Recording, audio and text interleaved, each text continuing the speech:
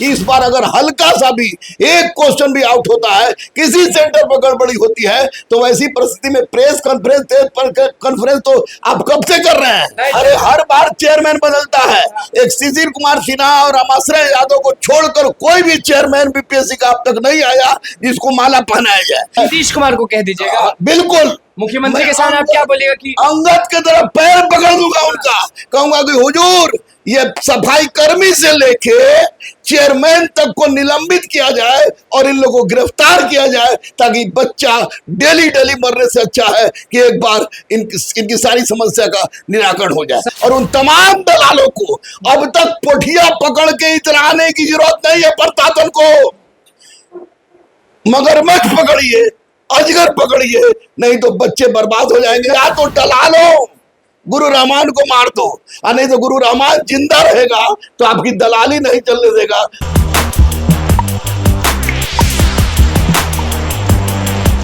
नमस्कार, मैं हूं अनुकुल तिवारी और आप वॉइस अब देख रहे। देखिए, बीपीएससी में प्रेस कॉन्फ्रेंस हुआ और प्रेस कॉन्फ्रेंस खत्म हो चुका। आप लोग को भी मालूम है कि शिक्षक अभ्यर्थी बहुत टेंशन में चल रहे हैं, क्योंकि आपको मालूम है कि वही एग्जाम है जिसमें बहुत धांधली हुई थी। टीआरई 1 की बात करें, टीआरई 2 की बात करें, आप अच्छे से जानते हैं, क्योंकि हमारे बगल में जो शख्स मौजूद हैं वो लड़ाकू हैं, अभ्यर्थियों के लिए लड़ते हैं, सीएम आवास पहुंच जाते हैं। प्रेस कॉन्फ्रेंस खत्म हो चुका, बहुत सारे बदलाव हैं। अलग बदलाव ये है कि अलग अलग सेंटर, अलग अलग क्वेश्चन। तो क्या इससे धांधली नहीं होगा? हम क्या समझे? देखिए, एक बात मैं स्पष्ट रूप से बता दूं कि बीपीएससी कितना भी प्रयोग कर रहा है करे, जो प्रयोग करना है करे, लेकिन अगर इस बार आपके प्रयोग के बाद किसी भी तरह की गलती होती है तो मैं माननीय मुख्यमंत्री पर विश्वास करता हूं। माननीय मुख्यमंत्री ने वो नजीर पेश किया है बिहार के इतिहास में, जो निश्चित रूप से मैं वही कहूंगा, उनसे रिक्वेस्ट करूंगा कि इस बार अगर हल्का सा भी एक क्वेश्चन भी आउट होता है, किसी सेंटर पर गड़बड़ी होती है, तो वैसी परिस्थिति में प्रेस कॉन्फ्रेंस तो आप कब से कर रहे हैं। लेकिन इतना तय है, नए चेयरमैन है अतुल प्रसाद जी, नहीं है? अरे हर बार चेयरमैन बदलता है। एक शिशिर कुमार सिन्हा और रामाश्रय यादव को छोड़कर कोई भी चेयरमैन बीपीएससी का अब तक नहीं आया जिसको माला पहनाया जाए। ये सारे के सारे लोग कुछ ना कुछ करके ये लोग गलत कर रहे हैं। तो अगर प्रेस कॉन्फ्रेंस कीजिए, आपकी मर्जी, जो करना है कीजिए, लेकिन क्वेश्चन आउट हुआ, अगर यह 200 क्वेश्चन बाहर निकला, तो इतना यकीन मानिए कि मैं बाकी शिक्षक नहीं हूं।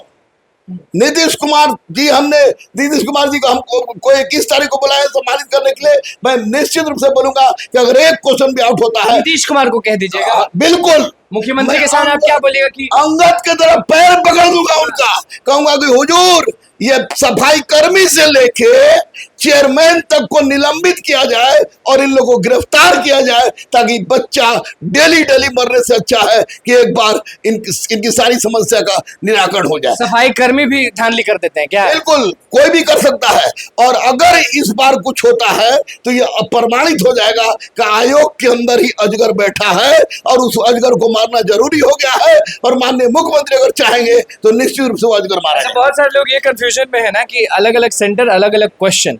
तो क्या अलग अलग सेंटर पे अलग अलग क्वेश्चन जो आएंगे उनके लेवल किसी के हार्ड हो जाएंगे, किसी के लो हो जाएंगे, या बराबर पे दिया जाए? नहीं, देखिए, बराबर पर देने की कल हमसे सम्राट भैया से बात हुई कल शाम में, क्योंकि वो हमको बुला रहे थे ये मानवी को लेकर, और मानसी ये जो रिकॉर्ड बनाए उसको लेके बुला रहे थे।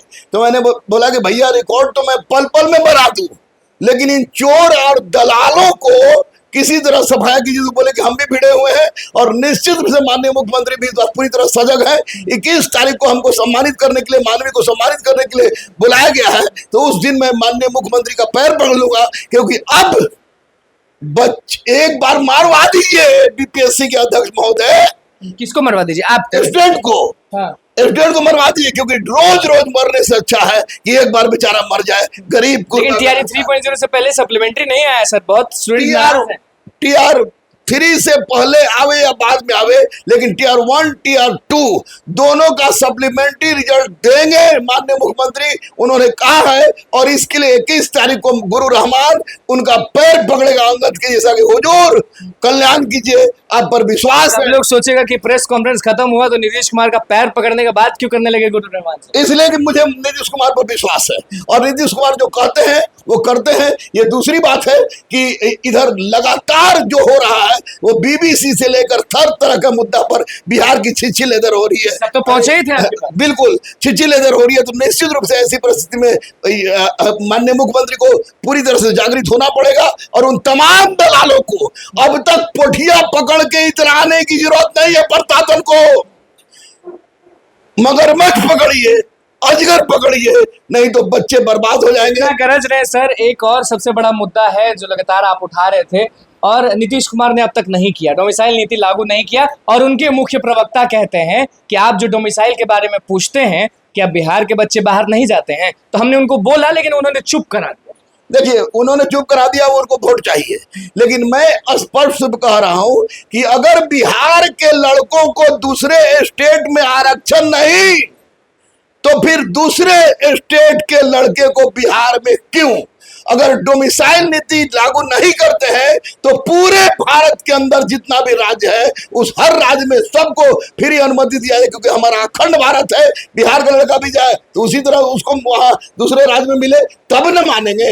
अरे भैया, काहे चुप्पी लगा लेते हैं आप लोग? यहाँ के लड़का के साथ कोई मतलब नहीं, जबकि 2025 सामने आ रहा है। नीतीश जी न करेंगे डोमिसाइल नीति लागू? बिल्कुल, मैं बोल रहा हूँ कि 21 तारीख को अंगद के जैसा पैर पकड़ लेंगे कि हुजूर।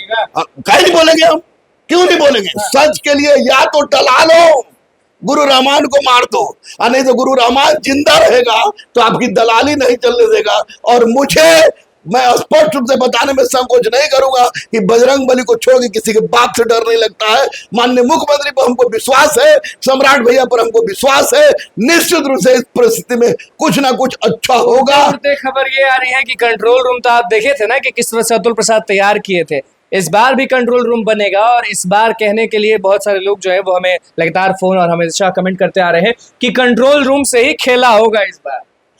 अब तो हम मानेंगे कि काहे कि कंट्रोल रूम में कुछ लोग को बुलाया भी गया था, उनको दिखाया भी गया था कि ऐसा है ऐसा है।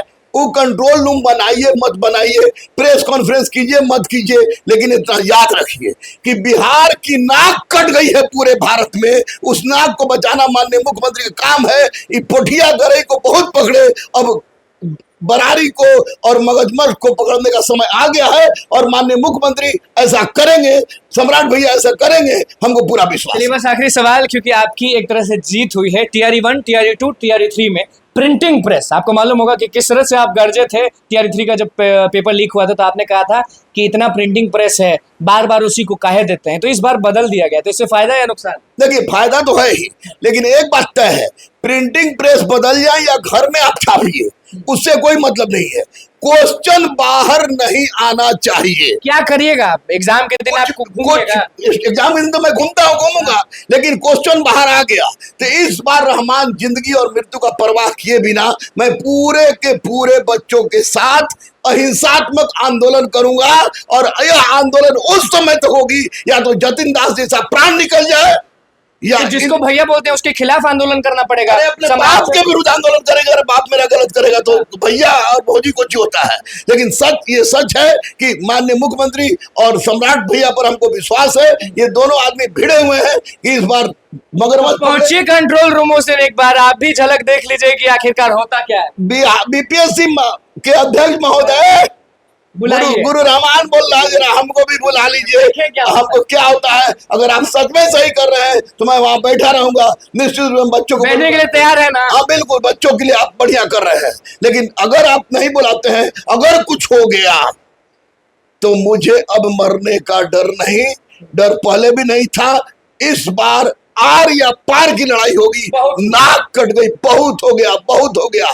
बच्चों को बार बार मत मारिए, या तो जहर देना है तो सबको बोलिए कि जितने भी स्टूडेंट है सब जहर खा लो या पढ़ाई छोड़ दो, और नहीं तो आप लोग भी सुधरिए। और दूसरी बात कि प्रशासन अलर्ट रहे, प्रशासन अलर्ट है। और माननीय मुख्यमंत्री, आप एक बार सिर्फ अगर आप ट्रांसजेंडर को आरक्षण दे सकते हैं, शराबबंदी कर सकते हैं, बच्चियों को आगे बढ़ा सकते हैं, तो बस इन बच्चों और बच्चियों पर कल्याण कीजिए। और निश्चित रूप से आप ऐसा चाहेंगे तो संभव है। चलिए देखिए, दरोगा गुरु गुरु रहमान, गुरुओं के गुरु गुरु रहमान ने सीधे बता दिया है TRE 3.0 का। आपको मालूम होगा कि बीपीएससी में अंदर प्रेस कॉन्फ्रेंस जैसे खत्म हुआ वैसे तुरंत भागे भागे हम पहुंचे गुरु रहमान सर के पास, और उन्होंने क्या कहा, नीतीश कुमार के पैर पकड़ने से लेकर सप्लीमेंट्री रिजल्ट्स के लेकर, कंट्रोल रूम से लेकर, प्रिंटिंग प्रेस से लेकर हर चीज सामने रख दिया और बोल दिया कि धांधली होगा ना तो सम्राट भैया बोलते हैं तो हम अपने बाप के भी विरुद्ध जा सकते हैं अभ्यर्थियों के लिए। और ये बात छुपी नहीं है, ये वही शख्स हैं जो सीएम आवास में घुस जाते हैं अभ्यर्थियों का हक लेने के लिए। तो इसमें तो भैया आप भी जानते हैं कि गुरु रहमान सर है, कुछ भी कर सकते हैं। अब बस देखना होगा, क्योंकि हम रोज पहुंचेंगे इनके पास, कंट्रोल रूम जाने के लिए तैयार हैं। अब देखना होगा कि चेयरमैन बुलाते हैं कि नहीं बुलाते। तो बस हमारे चैनल को सब्सक्राइब करें, इस पेज को लाइक करें। धन्यवाद।